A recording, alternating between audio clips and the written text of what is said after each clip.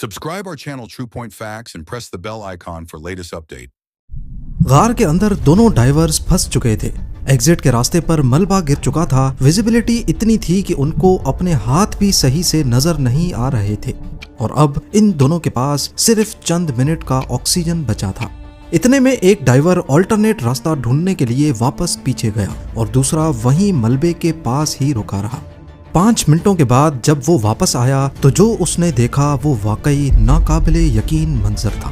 नाजरीन, केव diving normal scuba diving से अलग होती है। स्कूबा में नॉर्मली लोग ओपन वाटर में जाते हैं जहां अगर कोई मसला हो जाए तो सिर्फ एक पुश डाइवर को सीधा सरफेस पे ले आता है, लेकिन केव डाइविंग में ऊपर और साइड्स में गार के पत्थर होते हैं और बस एक नैरो रास्ता होता है। अगर ऑक्सीजन खत्म हो जाए, इक्विपमेंट फेल हो जाए या डायरेक्शन याद ना रहे तो समझो गेम ओवर। केव डाइविंग वो वाहिद स्पोर्ट है जिसमें extra ordinary high casualty rate पाया जाता है। स्विमिंग में हर 1 लाख हिस्सा लेने वालों में 1.77 डेथ्स देखी गई हैं। इसी तरह बेस जंपिंग में 43 और केव डाइवर्स की बात की जाए तो हर 1 लाख डाइवर्स में 138 कैजुअलिटीज होती हैं। हर साल दुनिया भर में 25 से 30 डाइवर्स इस स्पोर्ट में दम तोड़ देते हैं और ये छोटा नंबर इसलिए है क्योंकि केव डाइविंग करने वाले लोग ही कम हैं। फ्लोरिडा में मौजूद शर्लॉक स्प्रिंग्स एक मेज की तरह है जहां कुछ टनल्स डेड एंड होते हैं और कुछ डायरेक्ट मौत की तरफ लेके जाते हैं। केव की डेप्थ 80 से 120 फीट, पानी का टेम्परेचर हमेशा 22 डिग्री सेल्सियस और विजिबिलिटी नॉर्मली क्रिस्टल क्लियर होती है। 17 नवंबर 1991 सुबह का वक्त था। मौसम खुशगवार और हल्की हल्की धूप पानी के ऊपर चमक रही थी। WKPP यानी वुडविल कास्ट प्लेन प्रोजेक्ट के कुछ प्रोफेशनल केव डाइवर्स एक मिशन पर निकले थे। उनका मकसद था कि गार के नए रास्ते एक्सप्लोर किए जाएं और उनका मैप तैयार किया जाए। उन डाइवर्स में 2 नए डाइवर्स भी शामिल थे, बिल और पार्कर। दोनों दोस्त थे और एडवेंचर का जुनून उनके सर पर सवार था। उनके लिए ये सिर्फ एक डाइव नहीं बल्कि अपनी हदों को तोड़कर एक नया रिकॉर्ड बनाने का चांस था। पर उन्हें क्या मालूम था कि ये सफर उनकी जिंदगी का सबसे बड़ा इम्तिहान बनने वाला है। शर्लॉक स्प्रिंग्स का नाम सुनते ही ज्यादा लोग एक छोटे से तालाब का तस्वुर करते हैं क्योंकि ऊपर से ये बस 56 मीटर्स के गोल चश्मे की तरह लगता है जिसकी गहराई सिर्फ 9 मीटर्स है, लेकिन असल कहानी इसके नीचे छुपी है।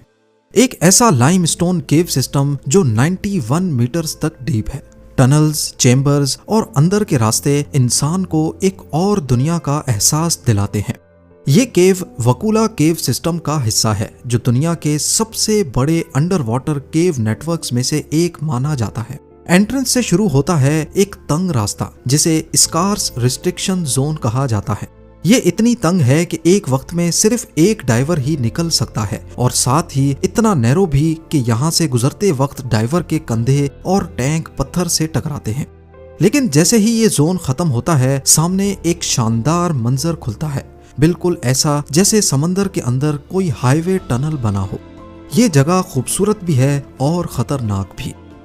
उस दिन WKPP की टीम ने अपने मिशन के लिए डाइवर्स को 4 ग्रुप्स में डिवाइड किया। सबकी जिम्मेदारियां अलग अलग थीं ताकि एक भी गलती ना हो सके।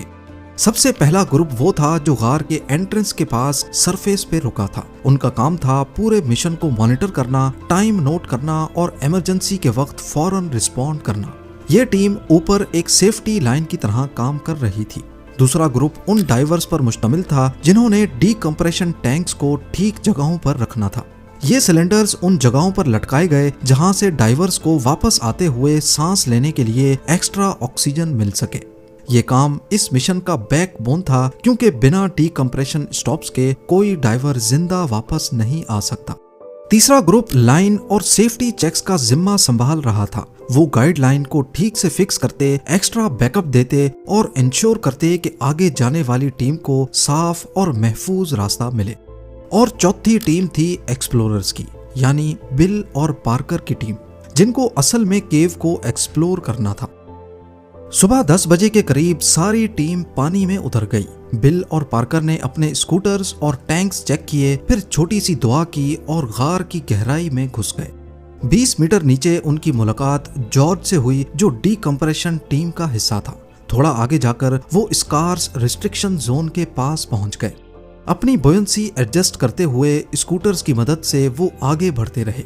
जल्द ही वो वकूला नाम के एक बड़े चैम्बर में आ गए। मंजर इतना शानदार था कि जैसे कोई इंसान खुले आसमान में तैर रहा हो। 40 मिनट के अंदर वो ग्रैंड कैनियन फोर्क तक पहुंच गए और प्लान के मुताबिक वो नीचे उतर गए। टनल तंग था लेकिन स्कूटर्स सही काम कर रहे थे। 25 मिनट की मुशक्कत के बाद वो लोअर वकूला रूम तक आ गए, जहां से उनको ऊपर जाने का रास्ता मिल गया। यहाँ तक जो कुछ हुआ वो बिल्कुल नॉर्मल था। वो तंग केव के अंदर भी बहुत आजाद महसूस कर रहे थे। इस पॉइंट पर ऑक्सीजन लेवल कम होता देखकर दोनों ने वापस लौटने का फैसला किया, पर क्या मालूम था उनको कि उनकी ये आजादी अब शायद यहीं तक थी। जब वो ग्रैंड कैनियन के मोड़ पर वापस आए, टनल एकदम से बदल गया। पानी में मिट्टी फैल चुकी थी। विजिबिलिटी इतनी कम कि डाइवर्स को अपने हाथ भी नजर नहीं आ रहे थे। ग्रैंड कैनियन वैसा बिल्कुल नहीं था जैसे वो कुछ मिनटों पहले छोड़कर आए थे। ये एक खतरे की घंटी थी जिसे बिल और पार्कर दोनों अच्छी तरह महसूस कर पा रहे थे। सामने का रास्ता ढूंढना मुश्किल था। गाइडलाइन पकड़कर वो आगे बढ़ते रहे क्योंकि उन्हें लग रहा था कि सिर्फ थोड़ा सा और चलना है और स्कार्स रिस्ट्रिक्शन जोन आ जाएगा। लेकिन कुछ ही देर में उन्हें पता चला कि सामने का रास्ता बंद है। एक मिट्टी के ढेर ने ऊपर जाने के रास्ते को बंद कर दिया था और गाइडलाइन भी उसी मलबे में दब चुकी थी। इस वक्त उनका ऑक्सीजन टैंक खत्म होने के करीब था और यही देखते दोनों पैनिक का शिकार हो गए। बिल ने पार्कर को इशारा करते हुए अपनी स्लेट पर लिखा कि यहाँ रुको, मैं लाइन चेक करके आता हूँ। वो वापस मोड़ तक गया ये कंफर्म करने के लिए कि कहीं वो गलत रास्ते पर तो नहीं है, पर लाइन मार्कर से कंफर्म करने पर मालूम पड़ा कि यही एग्जिट का रास्ता है। बिल ने जल्दी से वापस आकर पार्कर को बताना चाहा, लेकिन सिर्फ 5 मिनट के बाद जब वो वापस लौट कर आया तो क्या देखता है कि पार्कर वहां मौजूद नहीं है।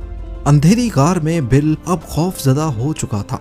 उसने टॉर्चेस से चारों तरफ देखा पर मिट्टी के बादल में पार्कर का कोई नामो निशान नहीं था।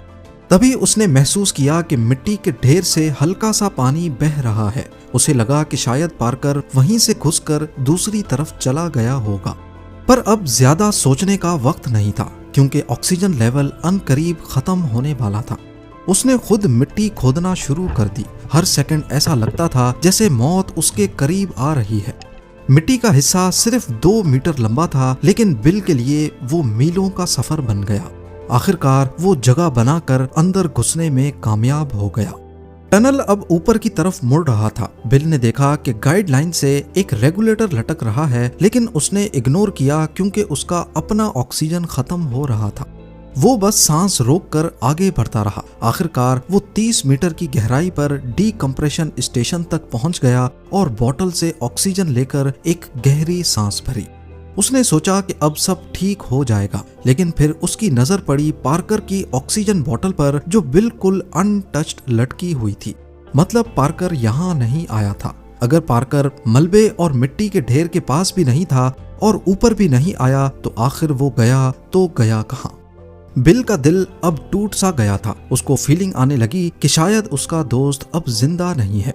उस वक्त डीकंप्रेशन टीम का मेंबर जॉर्ज नीचे आया। बिल ने स्लेट पर लिखकर उसे बताया कि पार्कर शायद मर गया है, जिस पर जॉर्ज ने बिल को ऊपर लाने की कोशिश की, लेकिन बिल इतना सदमे में था कि वो पार्कर के बगैर वापस ऊपर नहीं जाना चाहता था। जॉर्ज वापस ऊपर गया और दूसरे डाइवर्स बुलाकर आया और फिर वो जबरदस्ती बिल को ऊपर ले गए। पार्कर की गैर मौजूदगी ने गार के बाहर सबको सदमे में डाल दिया। डाइवर्स ने दोबारा केव में जाकर देखा, पर जिस स्पॉट पर वो गायब हुआ था वहां उसका कोई नामो निशान नहीं था। उनको सिर्फ उसका रेगुलेटर और सिलेंडर मिला जो अलग पड़ा हुआ था। अगली सुबह पार्कर की लाश गार के ऊपर के हिस्से में मिली, जिससे पता चला कि उसने अपने गियर छोड़ दिए थे और सिर्फ वेट सूट पहना हुआ था। पर आखिर उसने अपना गियर क्यों उतारा था? शायद उसने सोचा था कि बोयंसी उसे ऊपर ले जाएगी, लेकिन वो डीकंप्रेशन टैंक से सिर्फ चंद मीटर दूर बेहोश हो गया और वहीं उसने दम तोड़ दिया। इस वाक़े के कई सालों बाद साइंटिस्ट ने इन्वेस्टिगेशन की तो असली वजह सामने आ गई। मालूम पड़ा कि जब डाइवर्स अंदर जाते वक्त 20 मीटर की गहराई पर डीकम्प्रेशन कर रहे थे, उनके बबल्स केव की छत के नीचे जमा होते रहे। ये बबल्स आहिस्ता आहिस्ता छत पर बोयंसी का इफेक्ट कम करते रहे, जिसकी वजह से छत कमजोर पड़ गई। जब जॉर्ज बाहर निकला तो पीछे से छत का हिस्सा टूट कर गिर गया। उस टूटने से एक लैंडस्लाइड हुई और रास्ता ब्लॉक हो गया। इन्वेस्टिगेशन में ये बात भी सामने आई कि पार्कर जब वापसी में मलबे के पीछे ब्लॉक था, उस वक्त वो समझ गया था कि रास्ता यही है। तभी उसने बिना टाइम जाया किए हाथों से उसकी खुदाई शुरू कर दी, ताकि जब बिल वापस आएगा तो रास्ता ऑलरेडी बना होगा। पर शायद इसी दौरान उसका ऑक्सीजन कम हुआ और उसे बिल को ये बताने का मौका भी नहीं मिला कि मैंने तुम्हारे लिए रास्ता बना दिया है। उस दिन अगर पार्कर ने रास्ता बनाकर अपनी जान की कुर्बानी ना दी होती तो शायद आज बिल भी उस मलबे के पीछे ही दम तोड़ देता। If you like our videos, don't forget to like, share, and comments.